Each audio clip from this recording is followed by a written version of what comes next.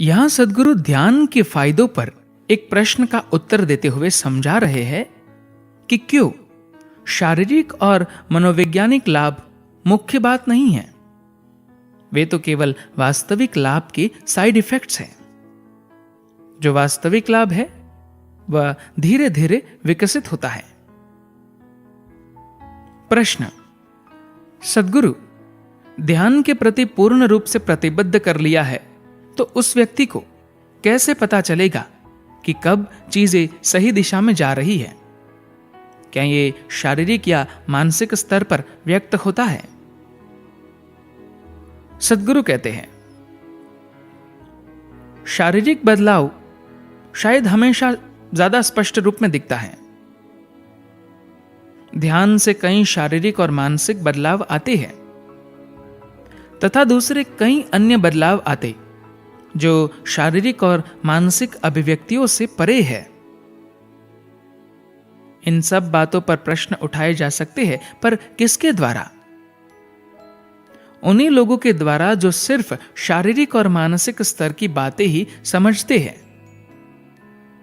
वे लोग जो मशीनों पर ज्यादा विश्वास रखते हैं, जो ये सोचते हैं कि मशीनों को बनाने वाले मनुष्यों की तुलना में मशीनें ज्यादा भरोसेमंद हैं। उस तरह के लोग हमेशा ऐसे सवाल उठाते रहते हैं। कई वर्षों पहले की एक बात मैं आपको बताना चाहूंगा। मैं एक जगह गया था जहां योग और योगियों पर सभी प्रकार के प्रयोग किए जा रहे थे। उन्हें लगा कि प्रयोग करने के लिए मैं एक अच्छा साधन था। किसी ऐसे जानवर जैसा जिस पर आमतौर पर प्रयोग किए जाते हैं। सामान्य रूप से मैं अपने आप को ऐसी बेहूदगियों में नहीं फंसने देता, पर उस समय मुझे उनके लिए कुछ करना था, इसलिए मैं तैयार हो गया। उन्होंने मुझे बताया कि वे मेरे दिमाग में गामा तरंगों पर परीक्षण करना चाहते हैं। मुझे मालूम भी नहीं था कि मेरे दिमाग में ऐसी तरंगे भी थी। मेरे शरीर के अलग अलग भागों पर, खास तौर पर सिर के भाग में 14 इलेक्ट्रोड्स लगाए और फिर मुझे बोला, अब आप ध्यान कीजिए। मैंने कहा, मैं कोई ध्यान नहीं जानता। वे बोले, नहीं नहीं, आप तो हर किसी को ध्यान सिखाते हैं। मैंने जवाब दिया, मैं लोगों को ध्यान सिखाता हूं क्योंकि वे एक स्थान पर स्थिर नहीं बैठ पाते, तो उन्हें बैठाए रखने के लिए मुझे उनको कुछ सिखाना पड़ता है।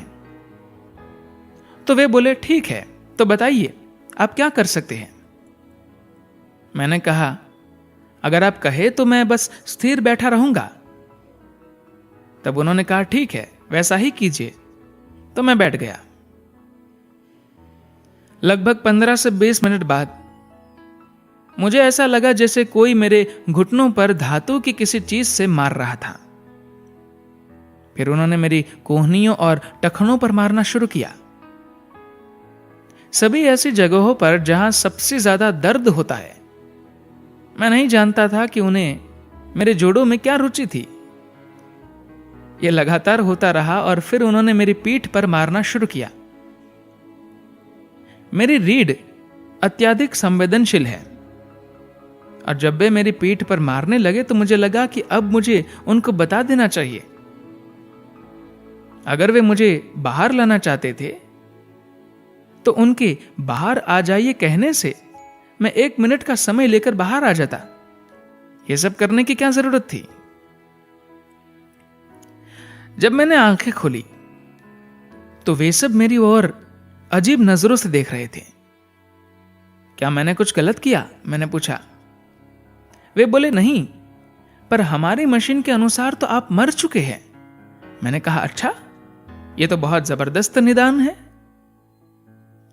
फिर उन्होंने एक दूसरे से विचार विमर्श किया और कहा, या तो आप मर चुके हैं या आपका दिमाग मर चुका है। मैं बोला, यह आपका दूसरा निदान बहुत अपमानजनक है। मैं पहली बात स्वीकार कर लूंगा, आपको जो कहना हो कहिए, लेकिन मैं जिंदा हूं, इसलिए आपके कहने से फर्क नहीं पड़ेगा। पर दिमागी रूप से मृत होने का प्रमाण पत्र कोई अच्छी बात नहीं है। शारीरिक रूप से और मानसिक रूप से आपकी ये बढ़ी हुई योग्यता लोगों की भीड़ में भी आपको अलग खड़ा कर देगी, अगर आप क्रियाएं पर्याप्त रूप से करें। अगर आप अपने जीवन को इस तरह की टूटी फूटी जानकारी और आधे अधूरे ज्ञान के आधार पर देखेंगे तो निश्चित रूप से आप गलत परिणाम निकालेंगे। लेकिन फिर भी ये महत्वपूर्ण है, क्योंकि दुनिया आजकल ऐसे ही चलती है। चूंकि मैं अपने आप पर ऐसे परीक्षण फिर से नहीं कराना चाहता था, तो मैंने अपने कुछ साधकों से उनके दिमाग का परीक्षण कराने को कहा। देश के एक प्रसिद्ध संस्थान में परीक्षण किए गए और उन परीक्षकों को क्या पता चला, ये कि इन साधकों के दाएं और बाएं दिमाग के बीच एक अद्भुत समन्वय, एक तालमेल है। उन परीक्षकों ने कहा, हमने आज तक कभी ऐसा नहीं देखा था। और ये उन साधकों की स्थिति थी जिन्होंने ये क्रिया बस 3 महीने या उससे थोड़े ही ज्यादा समय तक की थी। जीवन के संदर्भ में इसका अर्थ ये होता है कि अपने 5 ज्ञानेंद्रियों से आपको जो भी जानकारी मिलती है वो सामान्य रूप से बाएं दिमाग में होती है। जो भी जानकारी आपके शरीर के बाकी भागों से मिलती है, जो तार्किक नहीं होती, जो छोटे छोटे टुकड़ों में नहीं होती, बट जिसमें एक रूपता होती है और जो आपके जीवन के लिए अत्यंत आवश्यक होती है, वो आपके दाएं दिमाग में होती है, जो तार्किक काम नहीं करता। आप शायद इसके प्रति जागरूक न हो, पर आप हमेशा इन सूचनाओं का उपयोग करते रहते हैं, वरना आप यहां हो ही नहीं सकते। जब तक आपके बाएं और दाएं दिमाग के बीच सक्रिय तालमेल नहीं होता, तब तक आप ये सूचनाएं होशपूर्वक प्राप्त नहीं कर सकते।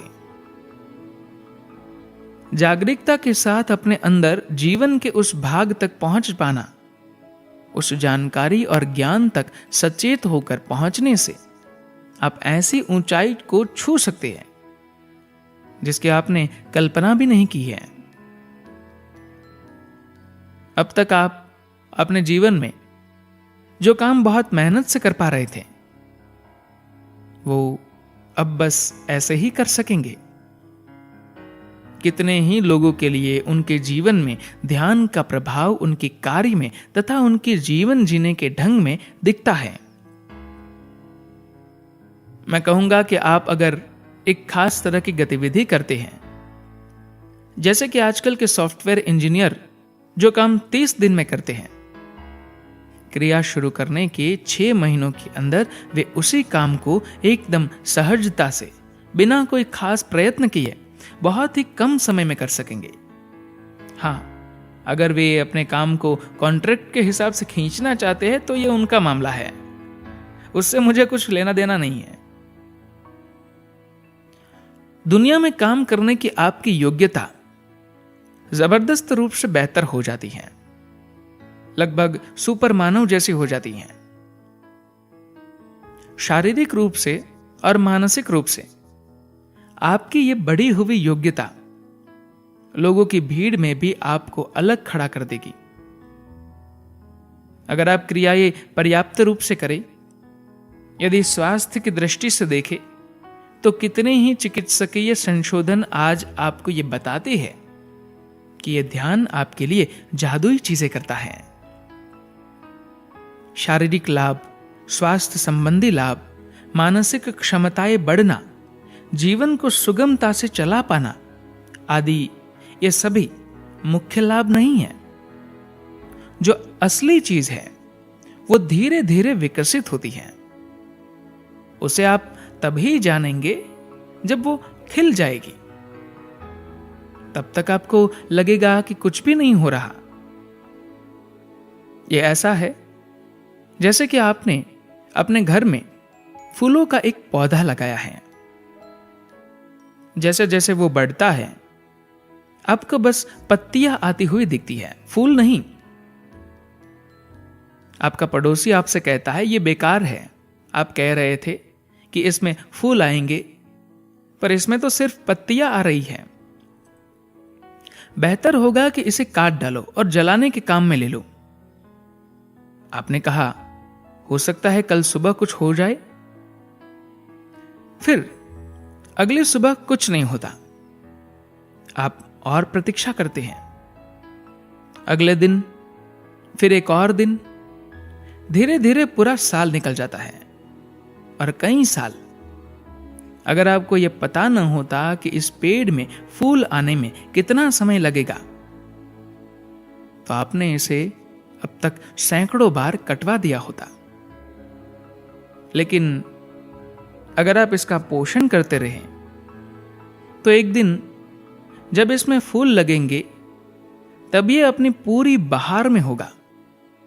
तभी आप समझेंगे कि इस पेड़ में पत्तियां महत्व की नहीं थी, इसकी छाया का भी कोई खास महत्व नहीं था, इसका ऑक्सीजन देना भी उतनी महत्व की बात न थी।